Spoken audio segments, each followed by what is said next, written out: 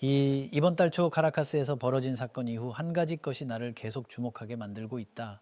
베네수엘라의 이상한 정적이다. 미디어는 폭격과 체포에 집중했지만 내가 더 흥미롭게 보는 건 그 이후의 공백이다. 대규모 군사작전 후에 예상되는 혼란도 대중봉기도 권력투쟁도 보이지 않는다. 이런 조용함은 보통 두 가지 중 하나를 의미한다. 완벽한 통제이거나 완전한 마비다. 그리고 내가 수십 년간 이런 시스템들을 관찰해온 경험으로 볼 때 베네수엘라에서 지금 벌어지고 있는 것은 전자가 아니다. 더욱 흥미로운 것은 이런 정적 속에서도 일상이 계속되고 있다는 점이다. 카라카스의 상점들은 문을 열고 공공교통은 운행되며 정유시설들은 가동을 멈추지 않았다. 이는 권력구조의 상층부에서 급격한 변화가 일어났음에도 불구하고 사회의 기본적인 작동 메커니즘들은 여전히 기능하고 있음을 의미한다. 하지만 바로 이 지점에서 진짜 문제가 시작된다.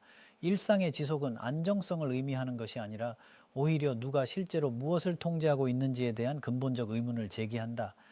닐라스 마두로가 뉴욕 구치소에 수감된 지 거의 한 달이 되어 가지만 워싱턴이 그토록 확신에 차 있던 정권 교체의 결과는 여전히 불분명하다.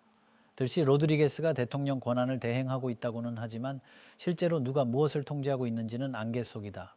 트럼프 행정부는 미국 석유 회사들이 수십억 달러를 투자해 인프라를 복구할 것이라고 발표했지만 정작 그 인프라가 누구의 허가해 누구를 위해 운영될지는 명확하지 않다. 이것이 내가 주목하는 지점이다. 군사적 개입은 성공했지만 정치적 건설은 아직 시작도 하지 못한 상황이다. 베네수엘라에서 지금 펼쳐지고 있는 상황을 이해하려면 먼저 석유 국가에서 권력이 작동하는 방식을 파악해야 한다. 석유는 단순한 자원이 아니라 정치 시스템 전체의 혈액이다. 베네수엘라에서 정권의 정당성은 민주적 절차에서 나오는 게 아니라 석유 수익의 분배에서 나온다. 차베스와 마두로 정권이 20년 넘게 버틸 수 있었던 이유는 석유 달러를 통한 사회적 네트워크를 구축했기 때문이다. 보조금, 사회 프로그램, 공공부문 일자리, 이 모든 것이 석유 수익에 의존했다. 그런데 여기서 핵심은 이런 분배 네트워크가 하루아침에 사라지지 않는다는 점이다. 마두로는 제거됐지만 수백만 명의 베네수엘라인들이 의존하던 경제적 관계들은 여전히 존재한다. 공무원들은 여전히 급여를 받아야 하고 군인들은 먹여 살려야 할 가족이 있으며 지역 정치인들은 자신들의 지지 기반을 유지해야 한다. 워싱턴의 계획서에는 이런 복잡한 사회적 계약들을 어떻게 재구성할지에 대한 명확한 청사진이 보이지 않는다. 미국 기업들이 석유 시설을 현대화할 수는 있지만 그것이 자동으로 새로운 정치 질서를 만들어주지는 않는다. 이 지점에서 내가 특히 주목하는 것은 베네수엘라 경제의 실제 구조다. 표면적으로는 석유 의존 경제로 알려져 있지만 실상은 훨씬 복잡한 그림자 경제가 존재한다. 수년간의 제재와 경제적 혼란으로 인해 형성된 비공식 경제 네트워크들, 국경을 넘나드는 밀수 조직들, 그리고 여러 화폐가 동시에 유통되는 복합적 금융 시스템이 그것이다. 새로운 정부가 이런 기존 경제 생태계와 어떻게 관계를 맺을지는 정치적 안정성만큼이나 중요한 문제다. 이들 비공식 네트워크를 무시하면 사회적 혼란이 발생할 수 있고 그렇다고 완전히 수용하면 법치주의 확립이 어려워진다. 더 흥미로운 점은 국제적 차원에서 벌어지고 있는 조용한 경쟁이다. 표면적으로는 미국이 상황을 장악한 것처럼 보이지만 실제로는 여러 세력들이 베네수엘라의 미래를 놓고 복잡한 게임을 벌이고 있다. 중국은 공식적으로는 미국의 행동을 규탄했지만 동시에 베네수엘라에 대한 기존 투자와 채권을 보호하기 위해 실용적인 접근을 취하고 있다. 베이징은 새로운 베네수엘라 정부가 누가 되든 상관없이 기존 계약들이 존중되기를 원한다. 이는 미국의 일방적 지배보다는 오히려 복잡한 다자적 협상을 선호한다는 의미이다. 러시아도 마찬가지로 흥미로운 입장을 보이고 있다. 모스크바는 마두로 정권에 상당한 투자를 했지만 우크라이나 전쟁으로 인해 라틴 아메리카에 투입할 자원이 제한적이다. 따라서 러시아는 베네수엘라에서 직접적인 대결보다는 미국의 계획을 복잡하게 만드는 데 집중하고 있는 것으로 보인다. 이는 베네수엘라 내 다양한 파벌들에게 선택권을 제공함으로써 미국이 원하는 명확한 친미 정권 수립을 방해하는 전략이다. 그런데 정작 가장 중요한 변수는 베네수엘라 내부의 정치 동학이다. 마리아 코리나 마차도와 에드문도 곤살레스가 이끄는 야당은 트럼프의 지지를 받고 있지만 실제 권력 기반은 여전히 제한적이다. 이들이 마두로 정권에 맞서 싸운 것은 사실이지만 그것이 자동으로 광범위한 대중적 지지를 의미하지는 않는다. 베네수엘라의 정치 지형은 단순한 친정부 대 반정부 구도가 아니라 지역별, 계층별, 부문별로 매우 복잡하게 분화되어 있다. 더욱 복잡한 것은 베네수엘라 군부의 반응이다. 미국의 작전이 성공할 수 있었던 이유 중 하나는 군부 내 일부의 협조 또는 최소한 중립이 있었기 때문이다. 하지만 이것이 군부 전체가 새로운 질서를 받아들인다는 의미는 아니다. 베네수엘라 군부는 수십 년간 석유 경제의 핵심 부분이었고 단순히 명령 체계만 바뀐다고 해서 이런 기득권 구조가 사라지지는 않는다. 오히려 새로운 정부가 누가 되든 군부와의 복잡한 협상과 타협이 필요할 것이다. 베네수엘라 군부의 내부 구조를 들여다보면 상황은 더욱 복잡해진다. 고위 장성들과 중급 장교들 그리고 병사들 사이에는 서로 다른 이해관계가 존재한다. 차베스 시대부터 형성된 정치군인과 직업군인 간의 분열, 각 군종별 경쟁과 갈등, 그리고 지역별 부대들의 상이한 정치적 성향까지 고려하면 군부를 단일한 행위자로 보기는 어렵다.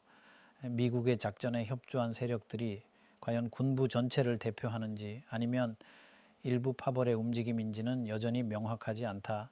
더욱이 군부 내에서 마두로에 대한 개인적 충성과 체제에 대한 구조적 의존은 별개의 문제다. 개인은 제거됐지만 체제는 여전히 존재하며 이 체제 내에서 기득권을 유지하려는 군부의 동기는 변하지 않았다.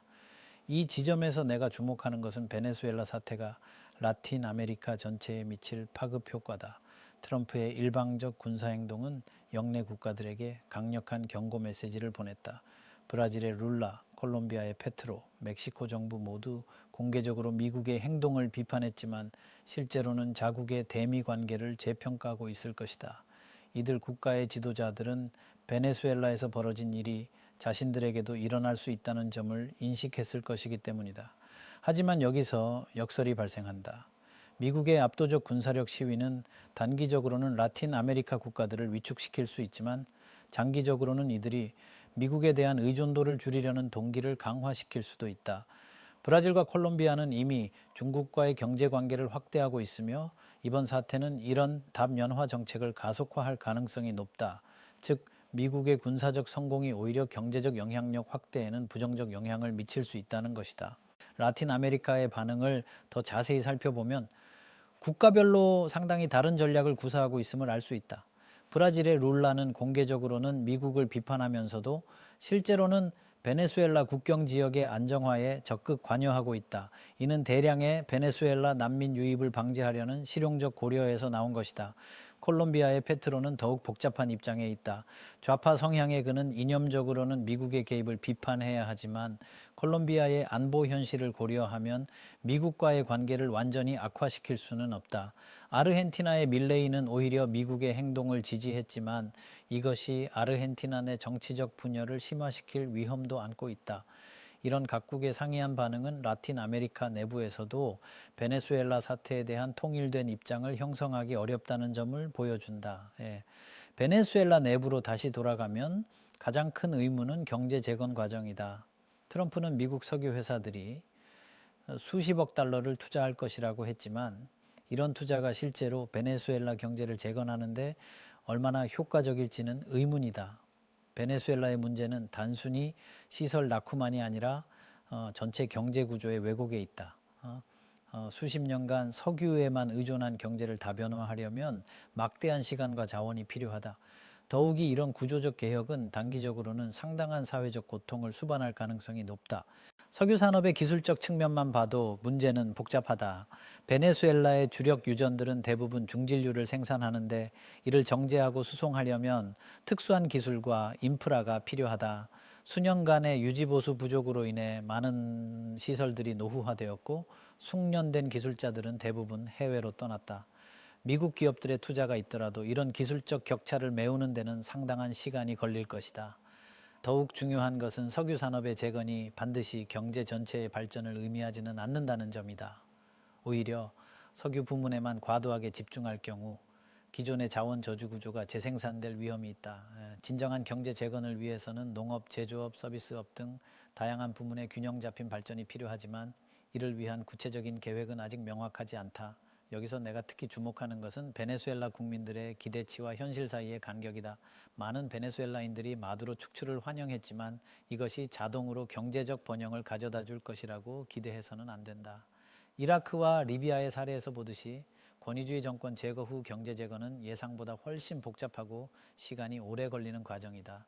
특히 베네수엘라처럼 석유에 과도하게 의존하는 경제에서는 더욱 그렇다. 이런 맥락에서 볼 때 베네수엘라의 정치적 안정은 단순히 선거를 치르는 것만으로는 달성되기 어렵다. 새로운 정부가 정당성을 얻으려면 구체적인 경제적 성과를 보여줘야 하는데 이는 국제 협력 없이는 불가능하다. 그런데 미국의 일방적 개입으로 인해 영내 국가들과의 관계가 복잡해진 상황에서 이런 협력을 구축하기가 쉽지 않다. 브라질, 콜롬비아, 아르헨티나 등 주요 영내 국가들의 협조 없이는 베네수엘라의 경제 재건이 성공하기 어렵다. 더 큰 그림에서 보면 베네수엘라 사태는 냉전 이후 국제 질서의 변화를 보여주는 중요한 사례가 되고 있다. 미국이 여전히 압도적 군사력을 가지고 있지만 이런 력만으로는 복잡한 정치적, 경제적 문제를 해결할 수 없다는 점이 명확해지고 있다. 베네수엘라에서 미국이 달성한 것은 기존 정권의 제거였지만 새로운 질서의 건설은 여전히 요원한 과제로 남아있다. 이는 21세기 지정학에서 군사적 우위와 정치적 영향력 사이의 간극이 얼마나 클 수 있는지를 보여준다. 베네수엘라의 석유 매장량은 세계 최대 규모이지만 이런 자원이 자동으로 국가의 번영을 보장하지는 않는다는 점도 중요한 교훈이다. 자원 저주라고 불리는 현상은 베네수엘라에서 극명하게 드러났고 새로운 정부도 이런 구조적 문제를 해결해야 한다. 석유 수익을 정치적 통제 수단이 아닌 경제 발전의 동력으로 전환하는 것은 기술적 문제가 아니라 정치적 문제다. 이를 위해서는 투명한 제도와 견제와 균형이 작동하는 정치 시스템이 필요하다. 중국과 러시아의 베네수엘라 전략을 보면 이들이 미국과의 직접적인 대결보다는 장기적인 영향력 확보에 집중하고 있음을 알 수 있다. 중국은 1대1로 이니셔티브를 통해 라틴 아메리카에서의 경제적 존재감을 지속적으로 확대해왔고 베네수엘라 사태에도 불구하고 이런 전략을 포기할 이유가 없다. 오히려 미국의 군사적 개입이 영내 국가들의 중국에 대한 관심을 높일 수 있다. 러시아도 마찬가지로 에너지와 군사 기술을 통해 라틴 아메리카에서의 영향력을 확대하려 할 것이다. 베이징의 접근 방식은 특히 흥미롭다. 중국은 베네수엘라에 대한 기존 투자금 회수에만 집중하는 것이 아니라 이를 라틴 아메리카 전체에서의 신뢰성을 보여주는 기회로 활용하고 있다. 마두로 정권과 맺은 계약들을 지키려는 중국의 노력은 다른 라틴 아메리카 국가들에게 중국은 정권이 바뀌어도 약속을 지키는 파트너라는 메시지를 전달한다. 이는 미국의 일방적 제재와 군사 개입에 대한 우려를 가진 영내 국가들에게 매우 매력적인 대안으로 인식될 수 있다. 러시아 역시 비슷한 논리로 움직이고 있지만 접근 방식은 다르다. 모스크바는 경제적 투자보다는 군사기술 이전과 에너지 협력에 중점을 두고 있으며 이를 통해 미국의 지역 지배에 대한 견제점을 만들어가고 있다. 이런 맥락에서 베네수엘라는 단순히 한 국가의 정권 교체를 넘어서는 의미를 갖는다. 이는 글로벌 차원에서 벌어지고 있는 세력 경쟁의 한 단면이다. 미국, 중국, 러시아가 모두 라틴 아메리카에서의 영향력을 놓고 경쟁하고 있으며 베네수엘라는 이런 경쟁의 핵심 무대 중 하나가 되었다. 문제는 이런 대국 간 경쟁이 베네수엘라 국민들의 실제 삶 개선에 얼마나 기여할지가 불분명하다는 점이다. 현재 상황에서 가장 우려되는 것은 베네수엘라가 장기적인 정치적 불안정에 빠질 가능성이다. 명확한 정치적 합의 없이 외부 개입으로 이루어진 정권 교체는 종종 지속적인 갈등의 씨앗이 된다. 특히 베네수엘라처럼 사회가 깊이 분열된 국가에서는 더욱 그렇다. 마두로 지지 세력이 완전히 사라진 것은 아니며 이들이 새로운 정부에 어떻게 반응할지는 여전히 변수다. 베네수엘라 사태를 통해 우리가 목격하고 있는 것은 21세기 국제 개입의 한계와 모순이다. 군사기술의 발달로 특정 지역에 대한 신속한 군사작전은 가능해졌지만 그 이후에 정치적, 사회적 재건은 여전히 복잡하고 어려운 과정이다. 베네수엘라에서 미국이 직면한 과제는 바로 이런 딜레마를 보여준다. 압도적 군사력으로 기존 체제를 무너뜨릴 수는 있지만 새로운 체제를 건설하고 안정화하는 것은 전혀 다른 차원의 문제다. 앞으로 몇 달간 베네수엘라에서 벌어질 상황들이 이런 구조적 모순들을 더욱 명확하게 드러낼 것이다. 미국의 석유 회사들이 실제로 투자를 시작할지, 새로운 정부가 얼마나 빨리 정당성을 확보할 수 있을지, 그리고 영내 국가들이 베네수엘라 재건에 어느 정도 협력할지가 핵심 변수들이다. 하지만 현재까지의 상황을 보면 이 모든 과정이 초기 기대보다는 훨씬 복잡하고 시간이 오래 걸릴 것으로 보인다. 베네수엘라의 진정한 재건은 군사 작전이 끝난 지점에서 시작되는 것이지 그것으로 완성되는 것이 아니기 때문이다. 가능한 시나리오들을 생각해 보면 가장 낙관적인 경우라도 베네수엘라의 안정화에는 상당한 시간이 필요할 것이다. 첫 번째 시나리오는 미국 주도의 빠른 재건이다. 이 경우 미국 기업들의 대규모 투자와 함께 친미 정부가 빠르게 정당성을 확보하고 영내 국가들도 점진적으로 협력에 동참하는 것이다. 하지만 이런 시나리오가 실현되려면 많은 조건들이 맞아야 한다. 두 번째 시나리오는 장기적 불안정이다. 서로 다른 정치 세력들 간의 갈등이 지속되고 경제 재건이 지연되면서 사회적 혼란이 계속되는 것이다. 세 번째 시나리오는 분할 통치다. 베네수엘라가 사실상 여러 영향권으로 나뉘면서 각 지역별로 다른 외부 세력의 영향을 받는 것이다. 현재 상황을 봤을 때 첫 번째 시나리오의 가능성은 그리 높지 않아 보인다. 오히려 두 번째나 세 번째 시나리오가 더 현실적일 수 있다. 이런 베네수엘라의 상황은 21세기 국제 시스템의 근본적 특성을 보여준다. 힘의 균형이 단일 패권국 중심에서 다극 체제로 이동하면서 어떤 한 국가도 홀로 복잡한 지역 문제를 해결하기 어려워졌다. 베네수엘라에서 미국이 경험하고 있는 것은 바로 이런 새로운 현실이다. 군사적으로는 여전히 압도적이지만 정치적, 경제적, 사회적 차원에서는 다른 행위자들과의 협력 없이는 원하는 결과를 달성하기 어렵다. 이는 힘의 성격 자체가 변하고 있음을 의미한다. 20세기식의 일방적 지배는 더 이상 가능하지도 않고 효과적이지도 않다. 대신 복잡한 협상과 타협, 그리고 다층적 파트너십이 새로운 현실이 되고 있다. 베네수엘라 사태는 이런 변화하는 국제 시스템에서 어떤 전략이 실제로 작동하고 어떤 것이 한계를 드러내는지를 보여주는 중요한 실험장이 되고 있다.